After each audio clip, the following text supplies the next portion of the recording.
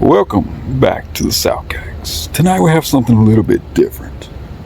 55 years ago, here in Gaffney, South Carolina, a killing spree began.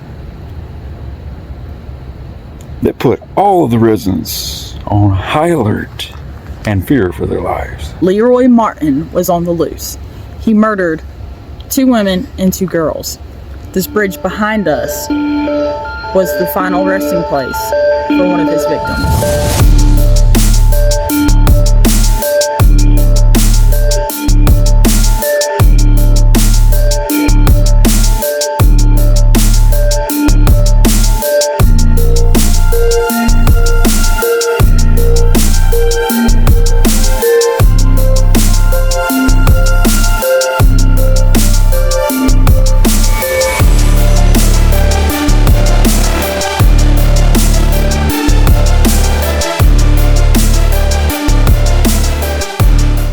1967, a small town in Gaffney, South Carolina.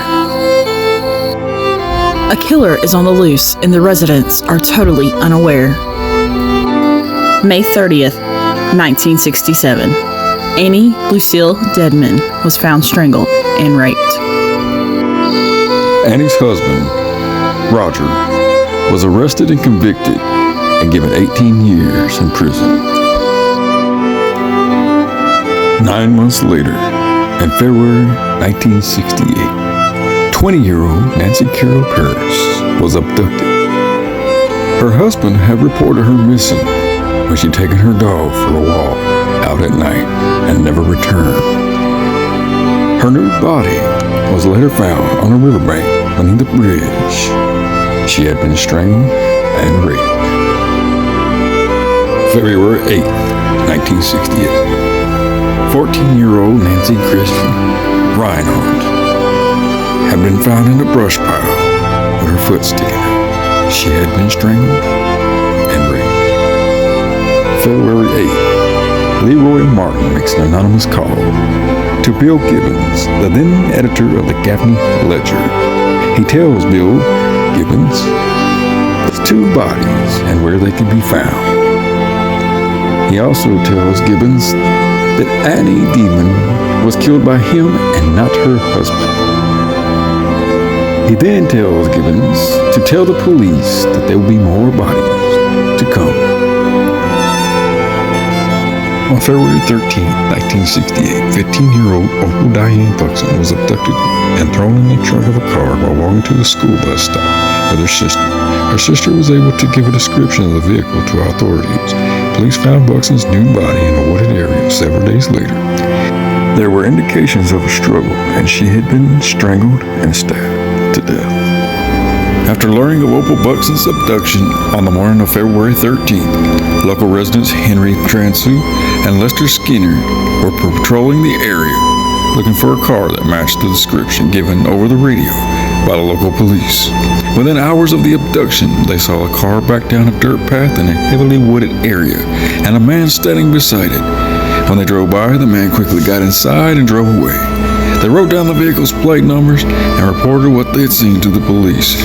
Investigators later found Buxton's body nearby to where Martin's car had been spotted.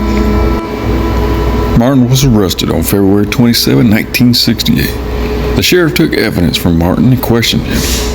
Martin directed them to the location of bodies. However, in the process, Martin was not given adequate right to counsel, and so authorities did not seek the death penalty. Martin was convicted of first-degree murder in the deaths of Dedman, Paris, Reinhardt, and Buxton. He received 4 life terms. After Martin's arrest, Roger Dedman, who was 3 months into his prison sentence, was released from Union County Prison Camp on March 1st, 1968. All charges against him and the murder of his wife were dropped. While the popular conception of Martin's motive was that he was after young women, in prison interviews and in discussions with his mother, Martin himself said he had a split personality, including a violent side. In 1972, karma would catch up to Martin when another inmate named Kenneth Marshall Rumsey would stab Leroy to death. We went to Westview Cemetery in Blacksburg to see if we could find Leroy's grave. This is his mother's grave, Peggy McDaniel Hammer. We believe his ashes are buried in her plot. This is Chain Gang Hill Road. They say that you can hear the victims of the Gaffney Strangler screaming, moaning for help.